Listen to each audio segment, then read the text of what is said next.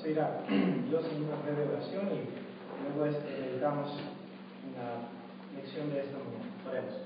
Padre bendito, gracias te damos en esta mañana por la bendición tan grande que nos das de poder estar con vida y de habernos traído con bien hasta este lugar para poder de esta manera llevar a cabo los actos de adoración. Reconocemos, Padre, que solamente tú eres digno de honra y de gloria, de alabanza y de adoración, y por eso, Padre, te pedimos que todo lo que hagamos aquí en este lugar pueda siempre ser de grado delante de tu presencia.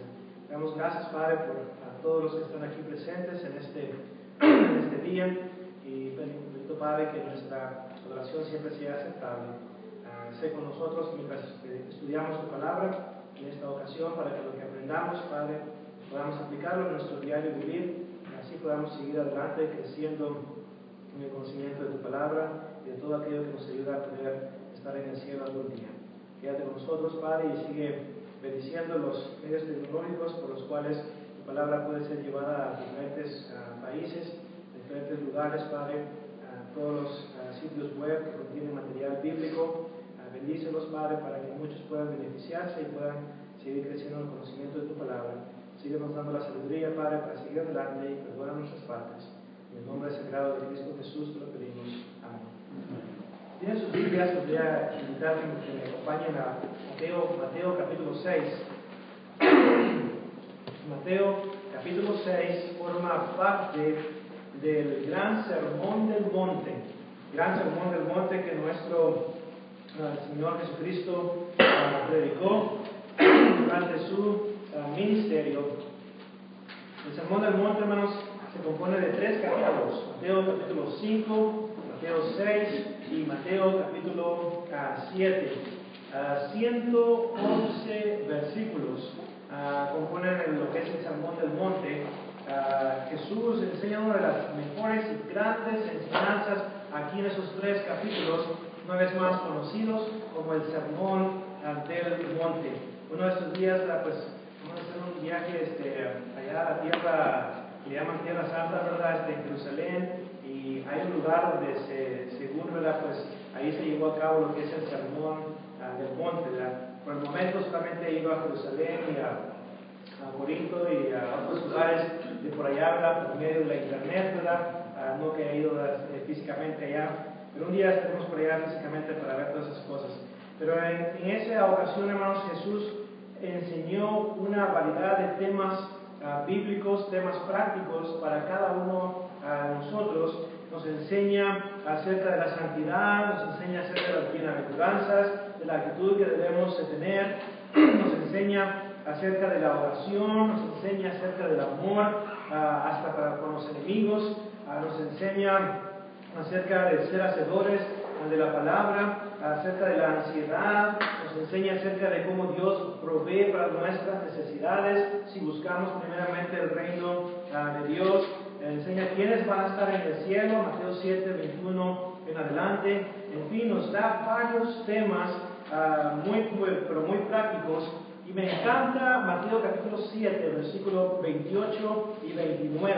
Después de que Jesús habló acerca del pecado, acerca del amor, acerca de la gracia, acerca de la obediencia, acerca de todos estos temas, después de que Jesús explicó estos temas, dice la Escritura en Mateo 7, 28, y cuando terminó Jesús estas palabras, la gente se admiraba de su doctrina, porque les enseñaba como quien tiene autoridad y no como los escribas. Así que este mensaje que Jesús predicó en el Sermón del Monte fue recibido con mucha solicitud y se admiraban de esa doctrina. Bueno, espero en Dios que al final de la lección que vamos a presentar ahora, ¿verdad?, también usted pueda recibir esa palabra y pueda aplicarla a su diario vivir y pueda quedar usted admirado, no de la manera de cómo yo predico, sino más bien de lo que la Biblia enseña al respecto. Acuérdense que el enfoque debe estar siempre en la palabra, no en el que la predica, ¿verdad? Así que en esta ocasión, en Mateo capítulo 6, vamos a estudiar y hablar acerca de la oración modelo. La oración modelo que tenemos en Mateo capítulo 6, de lo que es versículos, vamos a considerar los versículos 9 hasta el versículo 15. Una vez más, Mateo 6, del 9 al 15. Vamos a leer como quiera desde el versículo 5 hasta el 15 para que podamos ver todo el panorama completo. Dice el texto: y cuando ores, no seas como los hipócritas, porque ellos aman el orar en pie en las sinagogas y en las esquinas de las calles, para ser vistos de los hombres. Cierto os digo, ya tienen su recompensa.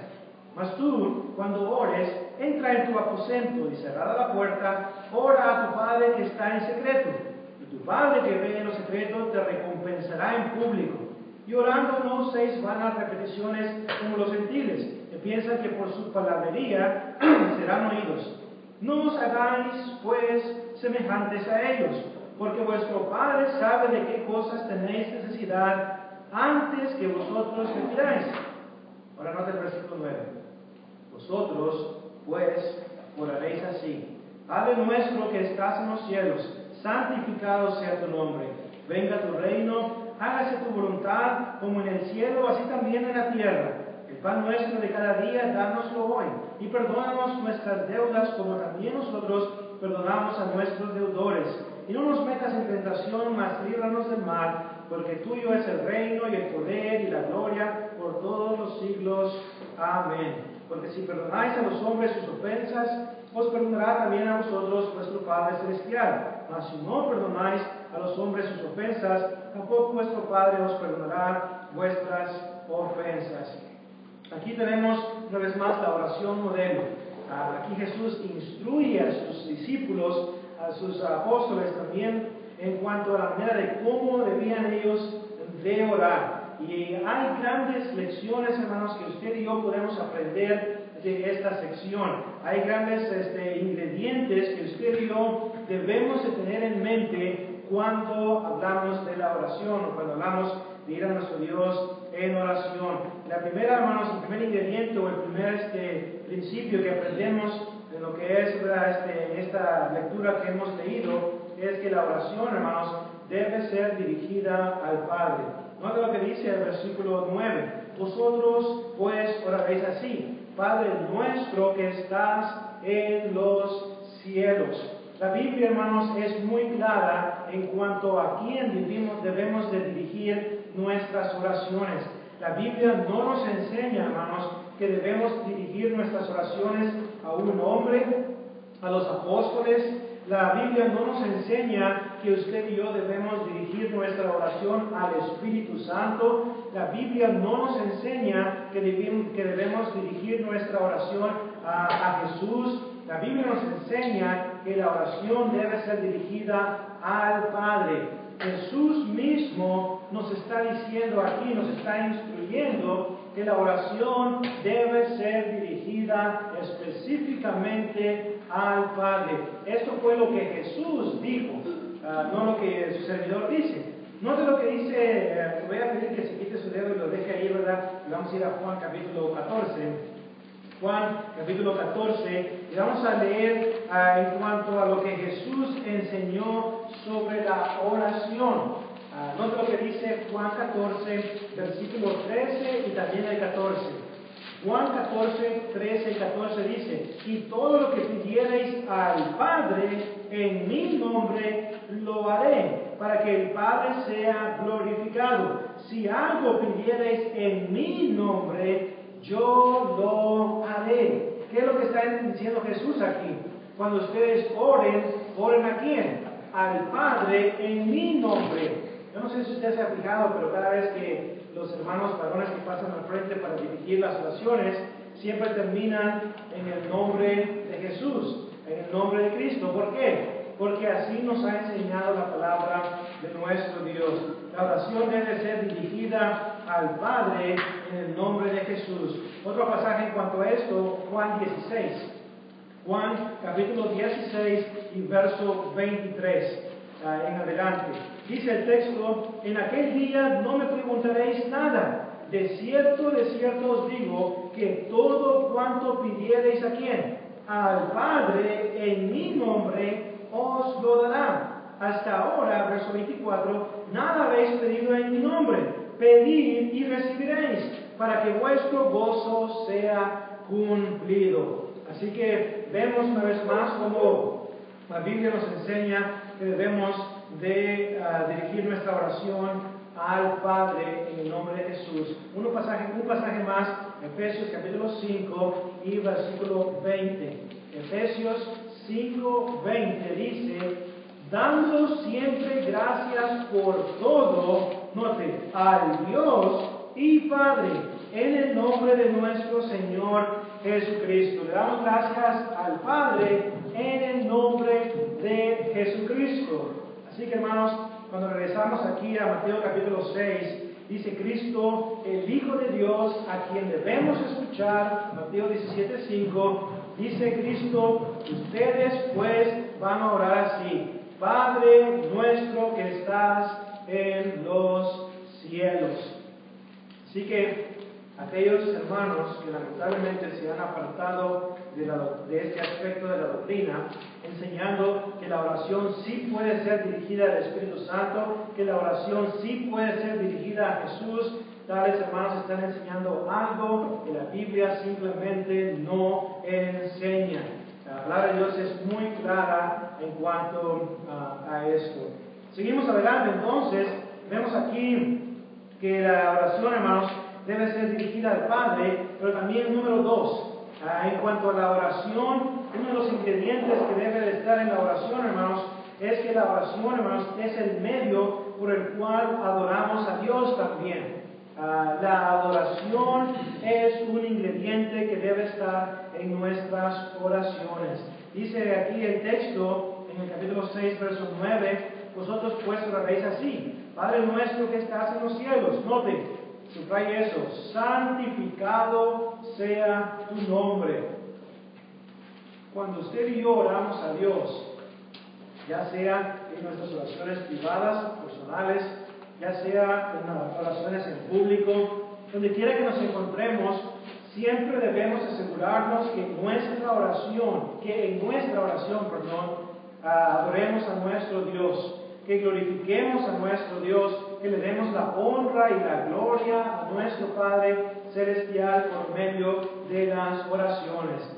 Es triste en ocasiones cuando escuchamos oraciones en las cuales se olvida este principio muy práctico y muy importante y teológico también a la vez, de darle la adoración a nuestro Padre Celestial. ¿No? Que Cristo dice: santificado sea tu nombre. Entonces debemos de adorar una vez más a nuestro Dios por medio de las oraciones. Reconocemos quién es Dios y lo que Él ha hecho por nosotros, y por eso una vez más le adoramos por medio de la oración. La pregunta es: cuando usted ora, ¿incluye ese ingrediente en su oración? ¿Le da la honra y la gloria a Dios, o se olvida de ese aspecto?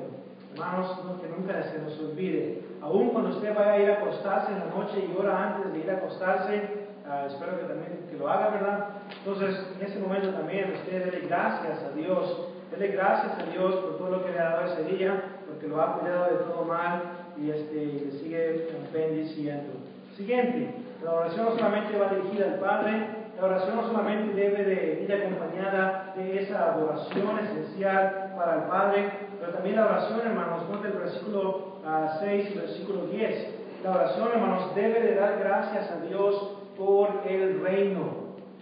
Dice el texto en el verso 10: venga tu reino.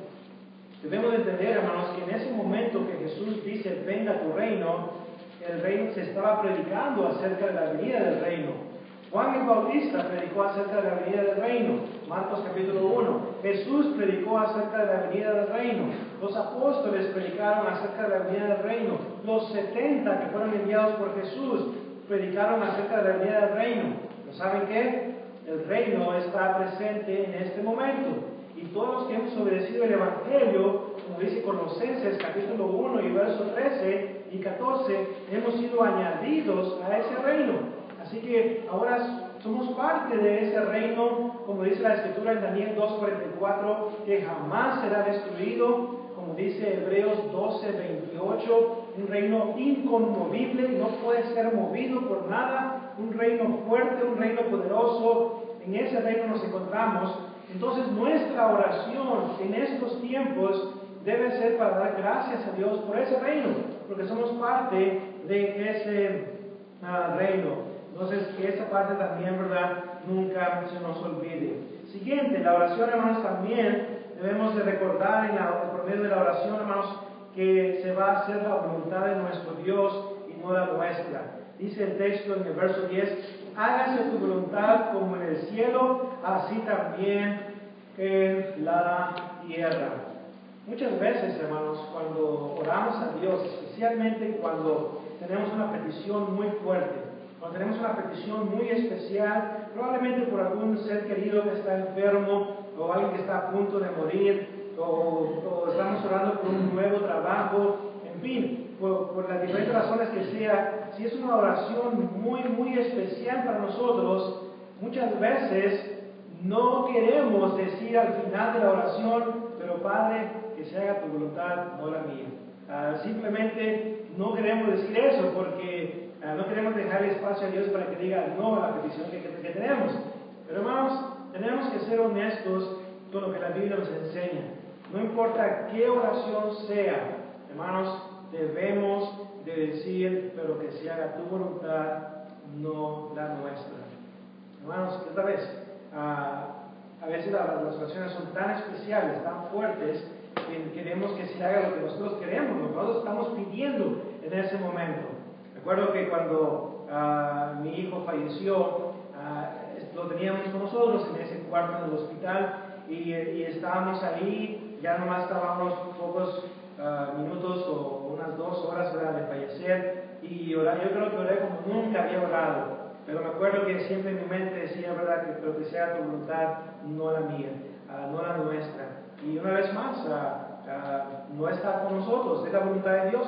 Dios sabe por qué las cosas suceden. Pero a veces tenemos que acostumbrarnos, hermanos, a decir que se haga tu voluntad, no la mía. Todos los días tengo muchas peticiones que yo le presento a Dios. Pero siempre trato de decir que se haga tu voluntad, no la mía. A veces las peticiones, la respuesta es no quiero aceptar lo que me dice Dios, ¿verdad?, en el aspecto de que no responde. Pero hermanos, siempre debe ser la voluntad de Dios. O sea, así como Santiago, cuando habla ya en Santiago capítulo 4, de ir a este lugar, de ir a aquel lugar, en vez de decirle, si Dios quiere, haremos esto, haremos lo otro. Siempre, hermanos, debemos dejar esa puerta abierta para que se haga la voluntad de Dios en cuanto a lo que pedimos. ¿Se acuerdan Jesús? Jesús, hermanos, tenía una de las peticiones más fuertes. Jesús dice, si es posible que pase en esta copa, que no se haga como yo quiero, sino como tú quieres. Jesús, hermanos, en Marcos, capítulo 14 y 15, apela al poder de Dios para que pueda ser, ¿verdad?, pues librado de esa copa, pero Jesús dice, pero que no se haga mi voluntad, sino la tuya. Y se hizo la voluntad de Dios, porque la voluntad de Dios era que Jesús muriera para que nosotros, por medio de su muerte, pudiéramos tener vida eterna hoy en día. Así que nunca se nos olvide esa parte, ese aspecto muy importante, ese ingrediente importante en nuestras oraciones. También, versículo 11, hermanos, en la oración también debe haber espacio para pedir por nuestras necesidades diarias. Dice el versículo 11, el pan nuestro de cada día, dánoslo hoy. Dánoslo hoy.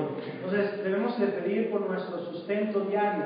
Debemos de pedir que Dios bendiga nuestro trabajo. Debemos de pedirle a Dios que nos dé las fuerzas para poder llevar a cabo el trabajo que debemos de llevar. Debemos de pedir a Dios para que podamos tener un techo. Debemos de darle gracias a Dios por la casa donde vivimos, por la traila donde vivimos, o por donde sea que usted está viviendo, el apartamento donde usted está viviendo. Darle gracias a Dios por lo que Él nos da todo lo necesario para poder vivir. A todos nosotros, hermanos, Dios siempre provee para nuestras necesidades, ¿o no? ¿Cuántos de ustedes en este año, para poner un ejemplo nomás, en este año o en los últimos 2 años, han llegado a un punto en el cual no han tenido nada que comer? Yo creo que todos hemos tenido algo que comer, ¿verdad? Y muchas veces probablemente no tenemos lo que queremos comer, ¿verdad?